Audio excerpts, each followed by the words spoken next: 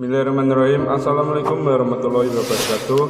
Pemirsa yang dirahmati Allah, marilah kita simak ceramah dari Gus Baha dengan tema agar kita bisa selalu bersyukur dan hidup tenang.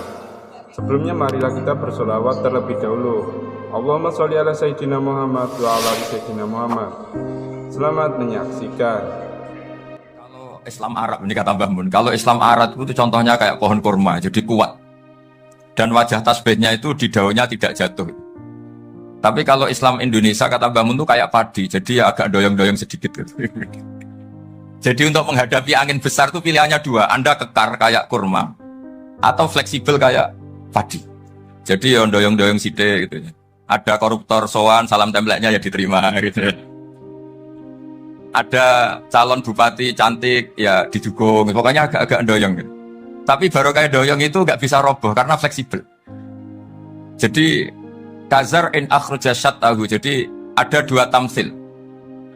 Karena memang menghadapi orang fasik, orang dolim ini kita sebagai ulama itu ya kebingungan. Ini mungkin Ki Afif bisa bahsul masail ini. Karena pertanyaannya gini, saya berkali-kali digojlok sama bapak saya. Berteman orang fasik hukumnya gimana? Pasti dijawab haram. Tapi kalau pertanyaannya dibalik, membina orang fasik hukumnya gimana? Baik. Dan bisa membina kalau berteman. Makanya Gus Azaim pernah bikin seni deh, muktamar seni. Anggap saja madhabnya seperti itu gitu. Jadi ya agak doyong-doyong sedikit. Masa ketop berteman orang yang macam-macam, tapi itu fleksibel. Nyatanya tetap soleh sampai sekarang gitu. Itu berarti itu ya gitu kata Bangun itu. Jadi untuk menahan angin yang besar pilihannya hanya dua. Anda kokoh kayak pohon kurma atau fleksibel kayak padi. Nah, Islam Indonesia kata Mbah Mun itu pari wae katanya, padi. Jadi ungkapan-ungkapan para masyayikh ini penting karena khazanah yang saya baca. Saya berkali-kali cerita ini dalam kitab Khilyatul Auliya. Itu Abu Nu'aim Al-Asfihani cerita tentang riwayat Sufyan bin Uyainah. Ini gurunya Imam Syafi'i. Itu setiap kali Nabi Isa dan Yahya, ini dua nabi yang sekurun, sama-sama masih muda. Nabi Yahya itu senengannya dolan ke orang-orang soleh, menyambangi orang-orang soleh. Tentu itu bagus. Tapi kalau Nabi Isa ini suka menyambangi orang-orang yang fasik, orang-orang yang nggak jelas. Ketika dua beliau ini ketemu, tentu yang perlu jawaban Nabi Isa karena kontroversi, berteman sama orang-orang yang nggak jelas. Kata beliau, innama ana tabibun udawil mardo. Seorang kiai, seorang nabi, orang yang baik itu ibarat dokter. Di mana-mana dokter itu ngobati orang yang apa? Sakit. Kalau Anda dokter dan peneliti satu penyakit, pasti cari daerah yang banyak pandeminya. Masa neliti pandemi di orang-orang yang apa? Sehat. Jadi ini juga perlu dibahsul masail karena tadi dibolak-balik itu. Bina orang berteman orang fasik hukumnya haram karena wa in kana dasarin fajanibhu suratan. Tapi kalau bina orang fasik hukumnya baik. Bisa bina kalau berteman. Jadi fikih itu ya karena dibolak-balik. Makanya sholat juga gitu, sholat yang tumak ninah yang lama itu ya bagus. Masa jagongan mbek pangeran nggak asik? Jagongan sama teman aja asik, masa jagongan sama pangeran tidak apa? Asik. Tapi kalau Ibnu Abbas sholat tuh cepat. Ketika ditanya, kenapa kalau Anda sholat cepat? Setan baru tata-tata mau goda sudah selesai. Karena setan itu ya jaga jaim tuh, jaga image. Jadi kalau mau goda orang itu ya surinan dulu, macak-macak dulu. Ternyata mau ke situ sholatnya sudah selesai. Lah kebetulan mazhab saya itu yang kedua itu gitu. Jadi kalau Gus Azaim itu sholat lama sekali, itu ada madhab tandingan, yaitu madhab saya. Itu karena ini sepuh saya, meskipun beliau tapi sepuh saya. Saya sudah 50, beliau baru 40. Ini berarti baru memulai kiai. Kalau pakai umur nubuah ini baru tapi memulai. Jadi madhab itu penting. Jadi pembanding itu harus diutarakan. Sehingga dalam fikih manapun itu sebuah madhab itu harus diuji itu lewat pembanding. Dulu itu setiap debat fikih antar ulama itu mesti nggak ada yang menang. Misalnya saya kiai kelihatan miskin itu ya baik supaya santri-santri yang miskin itu punya teman gitu. Karena rata-rata santri itu miskin. Nah, dikancani kiai kan seneng gitu. Tapi problemnya kiai yang miskin itu ya nggak bisa nolong santri karena dia sendiri apa? Miskin. Makanya dulu Imam Syafi'i itu pengagum orang miskin. Setelah ngaji Imam Malik, tanya, ya Imam Malik, orang yang sealim jenengan itu siapa? Jawabnya Imam Malik lucu. Dulu Abu Hanifah, sekarang orangnya sudah meninggal ya. Ilmunya dititipkan atau diwaris oleh Muhammad bin Hasan Asy-Syaibani. Akhirnya Imam Syafi'i dibiayai Imam Malik ke Irak. Imam Syafi'i miskin, bisanya ke sana dibiayai Imam Malik. Itu seperti Abu Yasin Muhammad masyhur, ini murid beliau. Kalau ada santri boyong kan mesti apa? Disangoni. Disangoni. Ketika datang ke Irak, Muhammad bin Hasan Asyibani itu nata uang, nata emas itu di ruang tamu.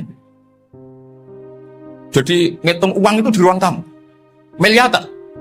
Ini kaget, ini kiai kok keturunan kata Imam Syafi'i itu. Tapi apa kata Muhammad bin Hasan Asyibani? Anda kagum ini, Anda kaget ini. Kalau kamu menyoal orang soleh kaya, ini tak kasihkan orang-orang fasik. Biar dipakai judi, dipakai selingkuh, dipakai maksiat. Jangan-jangan. Harta ini harus tetap di orang soleh. Kalau ke orang fasik, bahaya. Berarti kiai boleh kaya. Boleh. Semenjak itu ada gerakan kiai kudu sugih. Ya ada yang kesampaian, ada yang enggak gitu saja. Tapi karena kalau pakai logika fikih, harta itu fitnah. Oke, seakan-akan harta itu masalah. Tapi kalau ini dikuasai orang dolim, maka masalah besar. Jika orang-orang soleh ini harus juga menguasai harta. Nah, terus lama-lama dikiaskan kekuasaan. Kalau yang kuasain orang fasik, orang tidak sholat, ribet. Akhirnya kiai terus dukung, ya akhirnya ke politik tadi. Nak menawa bupatinya kena diatur gitu. Diatur kon sholat, orang yang sesi proposal, maksudnya diatur yang sholat maksud. Ini cerita-cerita apa logika-logika fikih. Makanya saya sering ngaji kitab-kitab itu, diantara yang saya suka adalah ada dialog besar yang terjadi di antara orang-orang pilihan, termasuk bahkan di antara para nabi dan Tuhan. Jadi unik. Allah sendiri kadang mengajari kecerdasan para nabi itu ya lewat dialog. Masyhur itu, Nabi Ibrahim itu punya ruang khusus untuk sholat dan tidak boleh siapapun masuk situ. Tahu-tahu ada yang sudah di situ. Beliau membuka, kaget. Siapa memberi izin ke kamu yang punya rumah ini? Saya yang punya rumah dan saya tidak memberi izin kamu. Yang memberi izin saya itu yang punya saya, kamu dan rumah ini. Yaitu Allah Ta'ala katanya. Wah berarti kamu malaikat dong? Ya saya malaikat Israel. Disuruh nyabut nyawa kamu kan? Ya agak sopan karena agak pernah mondok di Salafiyah. Itu akhirnya Nabi Ibrahim bilang, wah itu keliru, Anda pasti keliru. Hal ra'aita habiban yumitu habibah, hal ra'aita khalilan yumitu khalilah. Saya ini Khalilur Rahman, saya ini kekasih Allah. Masa ada kekasih bunuh yang dikasih? Itu Israel akhirnya ngaji, masuk akal juga. Ternyata perintah ini mungkin hoax ya. Pokoknya dia terus mikir akhirnya. Iya ya, masa ini kekasih Allah kemudian oleh Allah dibunuh, dimatikan. Terbanglah Israel, matur lagi, ya Allah, kata Ibrahim, hal ra'aita khalilan yumitu khalilah. Masa kekasih bunuh yang dia apa? Kasih. Kayaknya masuk akal Gusti. Mulai ngaji lah kira-kira gitu. Akhirnya oleh Allah dijawab, ya sudah begini, kamu datang ke Ibrahim bilang, hal ra'aita habiban yakrahu ayyalqa habibah. Masa kekasih tidak siap ketemu yang dikasih? Nah, jadi akhirnya Nabi Ibrahim, Israel datang lagi. Logikanya sekarang enggak gitu, begini katanya, diajarin. Hal ra'aita habiban yakrahu ayyalqa habibah. Masa kekasih tidak siap ketemu yang dikasih? Kata Ibrahim, oke, ya, terus mau meninggal. Jadi kalau jenengan cinta betul sama Allah ya harus, ya tidak usah jangan sekarang tapi. Kalau mati di rumah aja, kalau di pondok repotnya kiainya nanti. Tapi nanti setelah punya cucu banyak lah. Nah, barokahnya baca ini dialog-dialog orang pilihan ini akan tersibak. Karena tidak dalam semua kebaikan itu nggak ada logikanya, rata-rata ada logikanya. Misalnya begini, kalau Anda orang soleh, kemudian anak Anda pamit mau sekolah di Jerman, pilihan Anda mengizinkan apa enggak? Karena potensi jadi fasik ya tinggi, karena di tempat-tempat mas.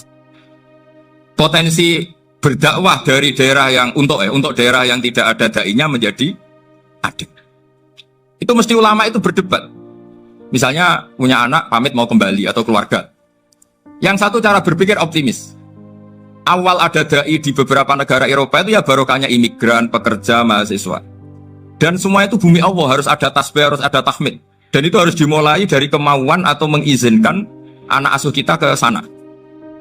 Tapi di sisi yang lain potensi jadi fasik itu tinggi sekali. Wamana iman pas-pasan. Nah hal-hal seperti ini itu pasti jadi perdebatan. Dan kita harus menjawab. Dan tadi kayaknya di semua Basul Masail, Pondok Salafiyah jawabnya pede semua, nggak ada ragu, nggak ada khilaf. Baguslah kalau pede. Meskipun nanti mungkin ada ulama lain yang cara berpikir apa? Berbeda. Sehingga, ini saya cerita ya. Sehingga di kitab-kitab fikih, misalnya saya kok hidup di Bali sudah punya komunitas ngaji. Itu kok saya pindah ke Sukorejo sini. Banyak ulama yang mengatakan haram. Karena membiarkan bumi Allah yang sudah pernah ada orang yang sujud, kemudian ditinggalkan kosong, dan kemudian dikuasai orang yang tidak sujud. Jadi dianggap itu pembiaran. Jadi banyak di kitab Qalyubi, sarahnya Mahalli, jika ada seorang muslim yang hidup di negara orang kafir, dia nyaman, tidak dapat teror, itu nggak boleh lagi pindah ke negara Islam yang sehat. Karena takutnya li'alla yastau liyal kafir tilkal buk'ah, supaya bumi itu tidak dikuasai orang kafir. Jadi ini hal-hal yang para fuqaha itu harus berdebat. Karena ini masalah-masalah furu'iyah. Sehingga mulai dulu ya banyak ulama yang nyun sewu berpolitik. Mulai Wali Songo sampai sekarang alhamdulillah yang minat banyak. Mungkin bedanya ikhlas sama tidaknya. Tapi kalau saya pernah dikeluhin utusan dari ya komunitas. Islam Indonesia itu dulu itu ceritanya banyak yang dari Kamboja. Kalau dulu orang cerita itu orang Cempa. Itu setelah di Indonesia besar Wali Songo dan Brawijaya 5 itu sudah mulai oleng. Itu singkat cerita mereka berpikir ingin bikin kerajaan apa? Islam di Demak Mintoro dengan raja pertama yaitu Raden Fatah. Karena Raden Fatah ini putra Brawijaya. Padahal setelah jadi kerajaan ini era cucu sudah konflik, berebut kekuasaan. Akhirnya sampai jadi Jipang, jadi Jogja, jadi Solo dan seterusnya. Tapi kata Mbah Mun itu tetap barokah. Karena orang Islam terus terbiasa mimpin. Sekeliru-keliru sidik, sebagai orang Islam biasa mimpin. Sehingga zaman Mbah Hashim ya sudah mimpin Masumi, zaman Kiai As'ad pengaruhnya besar, sampai sekarang Kiai pengaruhnya besar. Nah barokahnya Kiai pengaruh besar ini sampai moral jadi ukuran. Misalnya sekarang ada calon bupati kok nggak sholat, itu pasti kalah. Jadi sholat itu jadi tolak ukur untuk calon apa? Bupati. Meskipun mungkin punya efek pura-pura sholat, tapi nggak apa-apa lah. Sementing moral ini jadi ukuran. Sementara yang di Thailand, di Patani, itu karena dulu pelajarannya tasawuf, itu orang nggak ambisi mimpin dunia. Tahu-tahu dipimpin. Dan akhirnya nyuwun sewu ya saake Islam-Islam yang dulu terlalu tasawuf. Karena nggak punya pengalaman memimpin, akhirnya lazimnya konsekuensinya hanya dipimpin. Tapi Islam Indonesia beda. Karena kulino mimpin, itu akhirnya dari orang Islam biasa menjadi Islam yang sholat, sampai Islam yang bisa ngaji itu bisa mimpin negara. Tentu yang paling populer dimulai Gus Dur. Jadi ini sesuatu yang barokahnya istihad para kiai, sementing Islam kulino mimpin. Jika di Indonesia itu barokahnya itu, kebaikan itu jadi tolok ukur. Ada orang kok terkenal koruptor, atau terkenal nyuwun sewu selingkuh, atau terkenal apa, itu pasti tidak jadi. Karena moral itu menjadi tolok ukur. Dan itu adalah politik para kiai. Jadi ini saya cerita, dan itu negara juga akhirnya untung, karena seleksi agama sama negara itu sama-sama kiai ya bilang negara harus dipimpin orang soleh, negara juga bilang seperti itu. Nah, ketokohan-ketokohan para beliau-beliau ini yang maulah bekerja sama dengan Umarok. Kita tahu dulu Pak Harto ya rawuh ke sini ketika Muktamar 84, rawuh ke Kiai As'ad, ketika mau kembali ke Khitoh juga dirembuk oleh ulama dan Umarok. Dan akhirnya ini menjadi negara yang alhamdulillah semoga selalu menuju baldatun thayyibatu wa rabbun ghafur. Nah, kemudian di sini saya tabarruk dengan Said Muhammad, gurunya Kiai Haji Azaim. Saya mau cerita tentang amaliyah tadi. Saya sebetulnya nggak niat bacakan bab itu, gara-gara ada khataman jumlahnya banyak, saya jadi pusing. Ini panitianya tanya, khatam betul apa enggak? Iya, Gus, khatam betul. Tapi kayaknya saya tidak yakin itu. Karena saya ini kan dari pondok tahfidz itu. Biasanya anak khataman itu ya rodok bodoni itu. Wes dibaca buanter, sing nyemak mau ndelok pojok etok. Mergo kebanteren. Nah, akhirnya lafaz-lafaz yang di tengah itu enggak di apa? Baca. Tapi ya semoga dimaafkan Allah lah. Yang jelas itu enggak. Tapi saya mau cerita ya. Jadi cara berpikir Said Muhammad ini nanti juga saya teruskan di Mahat Ali. Ini saya baca ya. Di antara yang diyakini madhab Malikiyah, ini saya baca saja teksnya. Jadi ada riwayat namanya, kalau Said Muhammad bahasakan itu Ataqoh Somadiyah. Kalau di Indonesia kadang orang bilang Al-Ataqoh Al-Kubro, yaitu dengan membaca surat Ikhlas. Di sini jumlahnya hanya 100 kali, Kila 1000 kali. Tadi berapa teman? 700 juta ini sudah susuk banyak ini. Di sini hanya 40, riwayat lagi 100, 1000. Terus sampai tadi berapa? 800 juta. Wah, ini sudah susuk ini. Itu anak cucu sampean pasti masuk surga itu kalau gitu. Ini saya baca, ini kitabnya Said Muhammad ini. Suratul Ikhlasi wal Itqu minan nar. Akhrajat Tabrani fil Kabir an Fairuz ad-Dailami wa Ibnu Uthtin Najasi. Waqad khadaman Nabiyya sallallahu alaihi wasallam. Orang ini jadi khadimnya Nabi. Qala Rasulullah sallallahu alaihi wasallam, "Man qara'a qul huwallahu ahad mi'ata marratin fi shalat aw ghairiha, kataballahu lahu bara'atan minan nar." Ini hanya berapa ini? Mi'ata marrah. Berarti kalau satu orang itu cukup 100. Tadi sudah untuk 7 turunan tadi untuk orang berapa? Ya, untuk 7 turunan cukup. Untuk 7 turunan. Ya sudah susuk ini. Duh, ribet ini. Nah ini tak cari pembenarannya, ini supaya keren. Ini di halaman 188 Abwabul Farad. Warwa Ibrahim bin Muhammad al-Khiyari fi fawaitihi an Hudzaifah marfu'an. Man qara'a qul huwallahu ahad alfa marratin faqad ishtara nafsahu min Allah. Berarti 100, ada riwayat lagi 1000. Nanti tak carikan lagi yang berapa? Jangan banyak-banyak. Nah ini saya baca ya. Wa hadzal adatu huwa al-ma'rufu bi ataqatis somadiyah. Waqat nassa jama'atun min mutaakhiril malikiyah ala istihbabi ataqatis somadiyah. Wa haddu ala qiraatiha wa istimaliha. Minhum Asy-Syaikh Abdus Salam Al-Asmar sak terus ini. Jadi kullu haula'i istahabbu ataqatas somadiyah ma'atirafi ba'dihim kal Misnawi bi syiddati fi hadisiha. I'timadan ala anna hadza minal fadha'il allati yutasahalu fiha. Faman sa'a yasta'milaha raja'a khusula ma fiha fala ba'sa bidzalik. Ala syarti alla ya'taqida thubuta dzalika anin Nabi sallallahu alaihi wasallam hatta la yaqa fil kitsbi alaihi. Jadi intinya itu silahkan Anda bikin jumlah sesuai versi Anda. Yang penting Anda jangan kampanye kalau itu perintah Kanjeng Nabi Muhammad sallallahu alaihi wasallam. Karena kalau kamu atasnamakan Nabi kemudian jumlahnya sampai 800 berapa? 800 juta, berarti Nabi mengajarkan masyaqqah pada umatnya. Jadi cukup yang riwayat itu di sini hanya 100 sama 1000. Jadi kalau jumlah tadi untuk 7 apa? Turunan. Jadi kamu harus ditutup dengan doa, ya Allah, semua itu bukan untuk saya tapi untuk 7 turunan. Tolong catat ya Allah. Jadi artinya gini loh ya, orang Indonesia yang sering mempraktekkan ataqosomadiyah itu bukan tanpa dalil. Ternyata dalam madzhab Maliki, saya masih ingat ketika mbah saya kandung, bapaknya bapak, asmane Mbah Nur Syam, itu wasiatnya minta dibacakan 4.000. Yang baca pas itu ya bapak sama anak-anaknya. Dan kemudian alhamdulillah zaman akhir itu mulai agak ngawur. Kalau ada acara itu wong liya kon maca anake mlebu metu gak melok maca. Itu keliru, saya jamin itu keliru. Saya sering kalau mimpin di rumah, kalau yasinan di tonggo-tonggo kok anaknya gak maca saya keluar. Bapakmu wong liya kon maca kata saya. Jadi itu menurut saya itu yang jelas saya sampai ngisi begini. Yang ada riwayatnya itu idza mata ibnu adam min qata amaluhu illa min salasin sadaqatin jariyah au ilmin yuntafa'u bi awaladin sholihin yatullah. Itu tidak ada di hadis au kiyayin sholihin yatullah. Yang ada itu awaladin apa? Sholihin. Jadi anaknya harus ikut, kalau tidak ada usaha. Akhirnya anaknya udah tinggi Gus. Akhirnya tak kayak jagung paling akeh, kula mendet sithik. Wong aku anake. Kadang-kadang enggak, orang lain baca buahnya anaknya mau mlebu metu mau enggak manggakno tamu mbek rokokan. Itu harus ditobatkan itu. Keliru itu. Karena nasnya bukan au kiyayin sholihin tapi awaladin sholihin. Ini bukan provokator, ini memang ya harus seperti itu. Nah terus tentang tadi la ilaha illallah yang didawuhkan Gus Azaim. La ilaha illallah itu penting sekali, cuma saya mohon itu dielmoni lah. Jadi dulu kalimat ini menjadi spesial karena dielmoni, karena dimulai dari fa'lam annahu la ilaha illallah. Terus hanya ayat tuh wastaghfir lidzambika walil mu'minina wal mu'minat. Saya ulang lagi ya. Terus hanya ayat tuh wastaghfir lidzambika walil mu'minina wal mu'minat. Makanya menurut mazhab Sadili, kamu disuruh baca la ilaha illallah dulu, jangan istighfar dulu. Saya ulang lagi ya. Dalam mazhab Sadiliyah itu la ilaha illallah dulu, nggak boleh istighfar dulu. Alasannya masuk akal. Orang yang kafir 70 tahun itu sekali baca la ilaha illallah itu langsung yughfar lahu ma qad salaf. Jika la ilaha illallah sendiri sudah punya kekuatan supaya dosa kita diampuni. Qul lil ladzina kafaru iyantahu yughfar lahum ma qad salaf. Cara menghentikan kekafiran gimana? Dia melafazkan la ilaha illallah. Ini kalimat yang begitu saktinya sampai orang yang kafir puluhan tahun itu dosanya semuanya terhapus hanya karena melafazkan la ilaha illallah.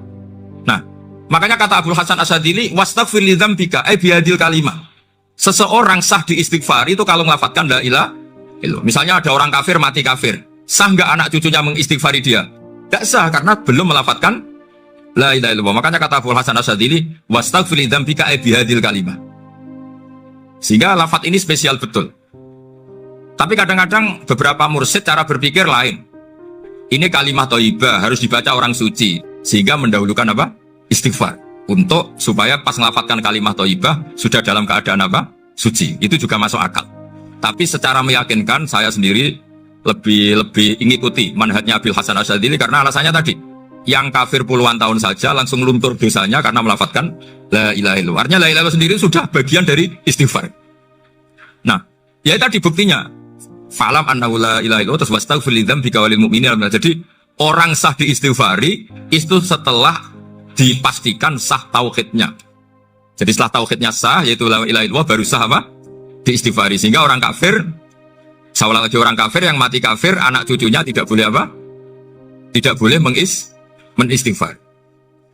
Terus saran saya kedua, la ilaha illallah itu filosofinya itu nafyun li uluhiyati ghairillah wa isbatun li uluhiyatillah wahdah. Filosofi la ilaha illallah itu gimana? Menafikan semua selain Allah itu tidak Tuhan dan hanya menuhankan Allah semata. Nah itu caranya gimana? Caranya kita harus terbiasa ini, karena tadi saya dibilangin panitia ini rata-rata mustameknya atau mustamiatnya ini santri. Caranya gimana? Dilatih pakai logika. Saya berkali-kali cerita kalau ngaji, saya sekaligus kampanye.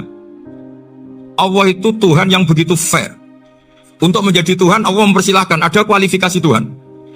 Jadi boleh, dikompetisikan itu boleh, kata Allah. Gak apa-apa kamu ngaku Tuhan gitu, kata Allah. Tapi nak ngaku pangeran itu paling gak ya direputasi lah, ada verifikasinya lah. Dimulai dari apa? Ya kalau jadi Tuhan itu setidaknya bikin langit bumi lah, aturannya gitu. Jadi kalau daftar bupati ya daftarlah ke KPU. Masa tahu-tahu jadi apa? Tuhan kemudian tidak punya prestasi bikin langit bumi. Sehingga Allah itu cara ngendikan itu ya fair. Qul ara'aytum ma tad'una min dunillah aruni ma khalaqu minal ardi am lahum syirkun fis samawat. Coba yang kamu tuhankan selain saya, prestasinya apa? Ketika saya bikin bumi itu apa ikut bikin? Terus am lahum syirkun fis samawat. Kalau bikin langit, kalau nggak bisa ya urun lah gitu. Urun semen apa urun bego, pokoknya urun lah gitu. Urun ora, gawe bumi ora, ngerti-ngerti ngaku jadi pangeran. Kul hatu burhanakum. Jadi ya kan ya lucu kan, misalnya syarat kiai di Salafiyah kan keluarga Kiai As'ad, cucunya ngaji ngalim. Orang keluarga Kiai As'ad kemudian aku kiai utama di Salafiyah. Oh mesti dipenjara ya. Lah yo gak gawe langit bumi, gak ada prestasi terus ngaku sebagai apa? Tuhan. Sehingga fair. Makanya saya berkali-kali cerita. Jubair bin Mut'im itu punya anak namanya Muhammad. Ini sudah orang alim, Muhammad bin Jubair bin Mut'im. Itu cerita awala Islami Abi. Mut'im itu orang pinter sekali. Saking pinternya dia jadi delegasinya orang Quraisy datang ke Rasulullah sebagai negosiator untuk membebaskan Asra Badrin, tawanan perang apa? Badar. Yang namanya disuruh itu pasti orang pinter. Tapi apa yang terjadi ketika nginep di masjid? Karena zaman itu gak ada hotel, nanti jadi geger. Orang musyrik nginep di masjid hukumnya gimana? Basul masail tok. Zaman itu mau tidak mau. Kalau sekarang kan ada hotel, kiai juga punya wisma. Apa yang terjadi? Orang ini cerdas sekali. Dan delalah Nabi pas sholat maghrib itu baca wattur wa kitabi mastur sampai am khalaqus samawati wal ard. Ya kalau kamu jadi Tuhan ya setidaknya menciptakan langit bumi lah. Namanya jadi Tuhan ya ada persyaratan kan. Paling enggak punya reputasi menciptakan langit bumi. Atau kalau jadi Tuhan setidaknya reputasinya itu enggak diciptakan yang lain. Am khuliqu min ghairi syai'in. Ini jadi Tuhan kok punya bapak, punya ibu. Ini jadi Tuhan kok lahirnya di bumi. Ada tanggal lahirnya, ada tahun. Masa jadi Tuhan kok dulu buminya. Pokoknya walhasil tuh. Akhirnya Nabi ketika salam sholat maghrib, dia datang. Ya Rasulullah, akalku habis oleh ayat yang barusan kau baca. Sudah saya Islam saja. Argumentasi selain Allah Tuhan itu batal. Itu, saya mohon santri-santri Salafiyah itu baca Quran sampai seperti itu. Jadi, jangan hanya khataman banyak-banyakan maksudnya. Ini bukan nyindir ini, ngamuk ini. Jadi ya khatamannya tadilah 1000 atau berapa lah, jangan banyak-banyak. Juga kasihan malaikat yang nyatet kan. Wong baru subhanallah alhamdulillah aja di tag hadisnya abad al malaikah gak ditete. Itu baru subhanallah alhamdulillah itu sudah mencapaikan malaikat. Makanya saya wiridan tuh arang-arang kasihan malaikat karena nanti. Jadi itu ya ada madhabnya itu Jadi kalau Gus Azaim sholat lama, tak saingi sholat cepet itu sama-sama ada madhabnya. Yang cepet kayak saya tadi, setan pas tata-tata, mau goda pas rukuk, saya sudah itidal. Mau goda itidal, saya sudah sujud, pusing dia. Tapi jangan tiru, ini madhab yang agak-agak khusus lah, sudah. Cara orang Madura agak khilaf. Khilaf ya, khilaf ini agak khilaf ini sudah. Tapi saya ingin lah, sampean kalau ngaji Quran, itu dilatih berlogika. Jadi Allah itu fair. Nggak apa-apa kalian ngaku Tuhan tuh nggak apa-apa, tapi tunjukkan prestasi kamu apa. Aruni madza khalaqu minal ardi am lahum syirkun fis sama. Am khalaqus samawati wal ard. Diulang lagi, am khuliqu min ghairi syai'in. Setidaknya kalau jadi Tuhan itu ya nggak butuh yang lain lah. Masa jadi Tuhan kok wujudnya saja butuh orang lain, butuh bumi, eksistensinya butuh makan, butuh minum. Makanya Allah cara meniadakan uluhiyah selainnya itu, Allah itu redaksinya itu mengena sekali. Yaitu tadi, dengan cara-cara seperti itu. Sebagian ayat disebutkan ma asyattuhum khalqas samawati wal ardi wala khalqa anfusihim. Wong Tuhan kok nggak punya reputasi bikin langit, bikin bumi, bahkan untuk menciptakan diri saja nggak bisa. Ya sudah lah, kamu nggak usah ngaku Tuhan, nggak level kata tahu gitu. Akhirnya terus ditemukan Tuhan yang sejati, yaitu wal awwal wal akhir wal dhahiru wal batin. Nah, itu yang Mut'im ini tadi termasuk orang yang sangat cerdas sekali. Padahal itu bacanya bukan pas basul masail, enggak. Nabi pas sholat maghrib. Juga bukan pas ceramah, enggak. Tapi itu didengarkan. Makanya termasuk ini spesial untuk hormat saya kepada Ki As'ad. Makanya saya ini kalau mentasjik santri-santri, ini agak sensitif, tapi sudah saya tidak perlu takut fitnah. Saya termasuk kenapa saya ingin jadi ahli tafsir, tentu yang membentuk itu Mbah Maimun dan bapak saya. Bapak saya itu hafal Quran kayak hafal Fatihah. Saking senangnya Quran itu. Mungkin bisa kamu saingi itu. Itu adalah orang kafir itu bisa paham Quran. Itu sangat menyinggung saya. Orang kafir itu bisa paham Quran. Ketika Umar Islam itu karena mendengar apa coba? Mendengar apa? Quran. Dan itu masih kafir apa sudah Islam? Masih kafir karena kalimat-kalimat yang di Quran itu begitu jelas wal kitabil mubin sehingga didengarkan orang kafir pun tuh ngefek. Makanya ketika Umar datang ke saudari putrinya kemudian dengar Toha ma anzalna alikal Qur'an apa litasqa, itu dia terus iman. Begitu juga Mut'im. Itu ketika dengar Nabi baca surat At-Tur ya langsung iman. Makanya kata Ibnu Jarir At-Tabari, kamu jangan pernah bilang gini, syaratnya paham Quran itu harus alim, harus gini. Lah nanti berarti orang kafir punya alasan di depan Allah, ya Allah, engkau ngandani kami dengan Quran yang nggak bisa difahami kecuali alim dulu. Lah saya alim gimana? Nggak pernah mondok gimana? Saya kafir. Jadi artinya gini loh, kata Ibnu Jarir At-Tabari, Allah tidak mungkin mengatakan gini, ifhamil Quran bima la fahmalaka. Quran itu harus kamu fahami. Sementara orang kafir karena lafadznya Quran khusus nggak bisa memahami. Makanya Quran itu dibaca. Itu banyak orang kafir yang menjadi muslim karena mendengar apa? Al-Quran. Padahal kafir. Nah termasuk tadi Muhammad bin Jubair bin Mut'im ini itu menjadi Islam ya karena mendengar Quran. Padahal dia saat itu masih apa? Kafir. Karena tadi logika misalnya nggak paham secara lafaz Arab. Sekarang misalnya nyuwun sewu ada orang ateis. Saya pernah didatangi seorang ateis yang nggak percaya Tuhan. Saya mau Islam Pak Ba, asal Anda bisa menjelaskan Tuhan itu siapa. Coba Quran dibaca secara makna, tidak secara lafaz tapi secara makna. Begini misalnya, ada orang ateis datang ke saya, Pak Ba, saya mau Islam, asal Anda bisa menjelaskan Tuhan itu siapa. Terus saya tanya, ini ngajak goblok-goblokan apa pinter-pinteran kata saya. Terus dia jawab, ngajak pinter-pinteran Pak, saya ini doktor katanya. Maksudnya di akademiknya dia doktor, mungkin jurusan matematika atau apa, tapi di ketuhanannya jeblok. Terus tak tanya, kalau ini ada kertas, kamu suka ada rumusnya apa suka ada? Ya suka ada rumusnya. Kenapa ada kertas? Ya karena ada yang bikin. Nah kira-kira berstatus membikin atau membuat, itu sesuatunya mewujud apa enggak? Ya pasti mewujud lah, pasti ada. Ya sudah, anggap Tuhan itu adalah sebab dari semua yang ada. Masa alam yang seperti ini, langit dan bumi ini mewujudat, kemudian kamu katakan kholaqohal adam, bahwa alam raya yang mewujud ini diciptakan oleh ketiadaan. Ya juga, berarti Tuhan itu ya? Ya itu yang namanya Tuhan. Lah mulai dulu kiai-kiai ngomong gitu kan saya Islam katanya. Jadi kiai-kiai itu kadang-kadang kalau jawab pokoknya KBU digawe Tuhan. Beda dengan dakwanya orang-orang mantek. Orang-orang mantek itu kan nggak pernah nyebut Allah. Ini alam hawadis, labudamin muhdis. Meskipun mereka, lah muhdis ini menurut Islam namanya Allah. Tapi sebetulnya kan nggak langsung bilang Allah. Jadi tak kasih tahu, alam raya ini mewujud nggak? Ya mewujud Bapak. Bisa nggak sesuatu yang nggak ada menjadi faktor wujudnya yang ada? Ya nggak bisa, namanya nggak ada itu nggak bisa jadi faktor. Nah itu hebatnya ulama-ulama kita ketika mengenalkan Allah itu siapa? Zat yang wajibil wujud. Jadi kita ini kalah pinter be ulama-ulama dulu. Ya alhamdulillah kalahnya sama ulama dulu. Kalau kalah sama ulama sekarang isen Pak. Jadi ulama dulu sudah pinter. Pasti pertanyaan dasar manusia, hadil maujudat itu man khalaqaha? Siapa yang menciptakan? Kalau kamu langsung jawab Allah atau Tuhan, mereka pasti tidak nerima. Ya jawab saja hadil maujudat mesti khalaqaha maujudun.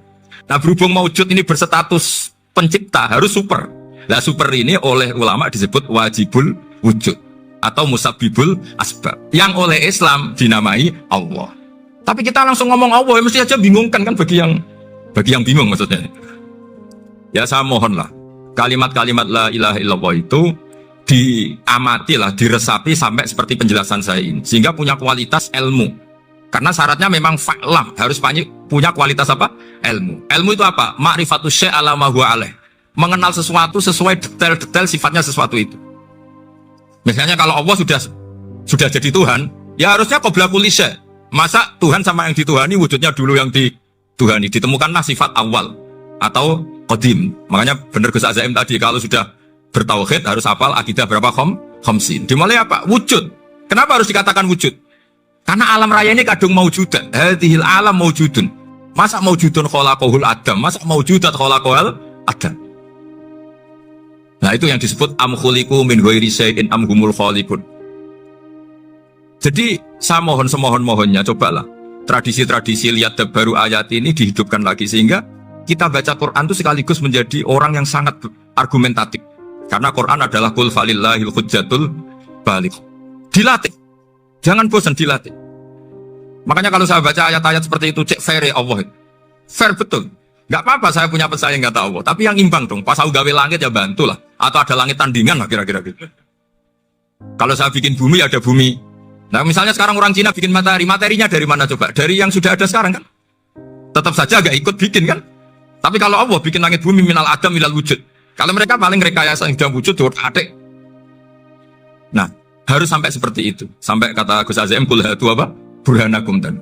Jadi ini cara-cara kita untuk menguatkan iman. Aruni madza khalaqu minal ardi am lahum syirkun fis samawati. Terus kata Allah, itu nih kita bimin qabli hadza au atharatin min ilmin. Kalau kamu enggak setuju teori ini kata Allah, cari kitab suci versi Anda. Aturan jadi Tuhan itu apa coba? Ya tetap saja semua kitab suci akan mengatakan di mana-mana Tuhan itu pencipta langit dan bumi. Jangan yang lahir di bumi jadi Tuhan. Jangan Lata Uzza jadi Tuhan. Jangan karena sakti jadi Tuhan.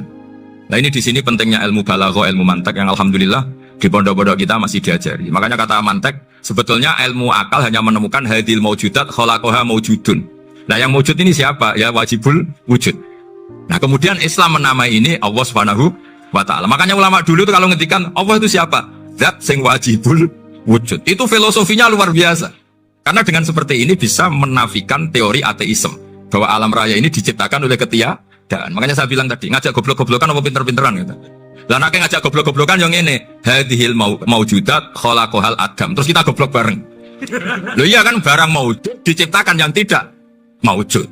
Wong ora wujud kok mempengaruhi sing wujud. Ya monggo nek goblok bareng kata. Akhirnya, kok Gus, saya ini dokter masa kamu ajak goblok? Ya sudah pinter saja kata saya. Alhamdulillah karena debat kecil ini dia menjadi nyaman lagi dengan apa? Islam. Memang saya tentu nggak bisa disalahkan doktoralnya karena di ilmu yang selain apa? Teologi gitu. Tapi kan polanya dia pasti pinter. Makanya ini sekaligus mengingatkan anak-anak lah. Kecakapan menjelaskan itu harus dilatih. Karena di antara kelebihannya Quran itu wal kitabil apa? Mubin. Yaitu kitab yang punya kemampuan menjelaskan. Ini yang terakhir saya beri contoh. Terakhir ini penjelasan Quran. Dulu orang kafir itu cara berpikir itu begini. Muhammad, urusan kita ini banyak, problem kita banyak. Masa iya urusan yang banyak ini cukup dengan satu Tuhan? Kalau problem banyak ya Tuhannya harus banyak. Ada Tuhan pohon, Tuhan hujan. Kayak Cina itu ada Dewi Kuan Im keberuntungan, ada yang sial. Pokoknya diurus yang banyak lah. Maka mereka bilang aja'alal alihata ilaha wahida innaha adalah syai'un ujab. Ini aneh, urusan banyak kok Tuhannya satu, ini aneh lah. Tapi Nabi secara sabar. Dan yang diomongnya orang kafir. Tidak anak mahatali, orang kafir. Jadi nanti kalau anak mahatali gak paham Quran, kebangetan orang kafir saja paham. Akhirnya Nabi secara santai, secara rileks memberi penjelasan gini. Kalau Anda menjadi buruh, kalau orang Arab dulu bilang abdan, kamu suka nggak punya majikan banyak, perintahnya beda-beda, semuanya memaksa kamu untuk nurut. sama punya majikan satu yang baik. Ya nggak suka lah Muhammad kalau majikan saya banyak semuanya berhak merintah saya, tidak enak. Majikannya satu saja. Terus kata Nabi, Tuhanmu itu majikan kamu. Kalau Tuhannya banyak kamu bingung, berarti perintahnya banyak. Akhirnya mereka paham. Dan itu segampang itu Allah memberi penjelasan. Daraballahu masalah rojulan fihi syuraka umutasyakisuna wa rojulan salamal lirojul hal yastawiyani masalah alhamdulillah. Langsung diberi analogi. Kalau kamu jadi buruh, punya majikan banyak yang perintahnya beda-beda. Kemudian jadi buruh yang majikannya satu, kamu milih mana? Ya milih satu Muhammad. Ya sudah. Kalau Tuhannya banyak, perintahnya banyak, kamu juga bingung. Langsung menjadi faham. Nah, ketika ada orang tidak ikhlas, Nabi cara memberi penjelasan juga gampang. Misalnya saya dikasih uang Gus Azaim 1 juta. Kemudian matur nuwun saya sama Pak Afif. Aneh nggak? Saya ini orang aneh nggak? Orang aneh nggak? Itu Nabi kalau mencontohkan orang tidak ikhlas gitu. Kata Rasulullah, orang tidak ikhlas itu sebagaimana orang beli budak. Min kholisi malih. Budak itu dibeli dari uangnya sendiri. Kemudian fa'amilah hadal abdu, budak ini kemudian bekerja dan a'tohullatahu. Hasilnya dikasihkan sama orang lain. Terus Nabi memberi percontohan. Ayasurukum ayakuna abdukum kadzalik. Apa kamu suka kalau budak kamu seperti itu? Dulu orang-orang dulu kan beli budak untuk disuruh bekerja terus disuruh setor apa hasilnya. Jadi budaknya kamu yang beli, yang biayai. Kalau sekarang mungkin gak ada budak, gini lah. Saya nyuruh Zaid, tak kasih mobil, tak kasih bensin, tak kasih uang jalan supaya narik angkot. Hasilnya disuruh ngasihkan saya. Ternyata dikasihkan orang lain dan matur nuwun sama orang. Kamu suka punya budak seperti itu? Ya tidak suka ya Rasulullah. Ya ibaratnya seperti itu. Bumi yang bikin Allah, nyawa kamu yang bikin Allah, semua fasilitas dari Allah. Kemudian kamu menyembah selain Allah. Segampang itu. Dan Nabi telaten sampai dulu yang mayoritas orang kafir menjadi mayoritas Muslim. Dan semuanya tanpa paksaan. La ikroha fiddin. Karena qad tabayyana rusdu minal ghayy. Cara tabayyana gimana? Yaitu punya kemampuan menjelaskan. Wal kitabil apa? Mubin. Ini makanya saya mohon lah. Ini saya mohon semohon-mohonnya. Anak-anak ini kan kader-kadernya Mbak Samsul Arifin, Mbak As'ad, Gus Fawaid, sekarang Gus Azaim, semuanya harus punya kemampuan wal kitabil apa? Mubin. Sehingga diantara sifatnya Nabi itu fatonah, punya kecerdasan. Nabi itu gak pernah debat kalah, itu meskipun sudah terdesak gak pernah kalah. Pernah Nabi itu ngendikan la'adwa walatiorata, tidak ada penyakit menular. Ada orang yang mungkin kurang suka iseng, ada onta yang sudah gudikan dijejerno sama yang waras, ternyata yang waras jadi gudikan. Akhirnya Nabi diundang lah kira-kira gitu. Ya Rasulullah, kata engkau gak ada penyakit menular. Tapi ini unta yang gak gudikan, tak jejerkan yang gudikan, ikut gudikan. Berarti kan menular. Nabi santai jawab, faman jarrobal awal. Lalu yang pertama gudikan ketularan siapa? Katanya. Wah kalau ini asli Nabi, ya sudah seperti itu. Jadi ngiranya dia menang karena yang gudikan pertama nulari yang kedua. Ternyata Nabi tanyanya lagi, faman jarrobal awal. Yang gudikan yang pertama siapa? Oh ini asli ya maksud saya itu. Jadi Nabi itu gak pernah kan. Karena Nabi punya apa? Fatona. Jadi saya mohon, ya tadi makanya ini efeknya tuh khatamannya nggak boleh banyak-banyak ya. Maksud saya kalau musim khataman ya nggak apa-apa, khataman banyak-banyak. Tapi kalau nggak musim khataman ya musim-musim tadabbur gitu. Tapi kalau ini musim khataman gimana monggo lah. Cuma saya kok kasihan malaikatnya tadi itu. Ya matur nuwun minta maaf.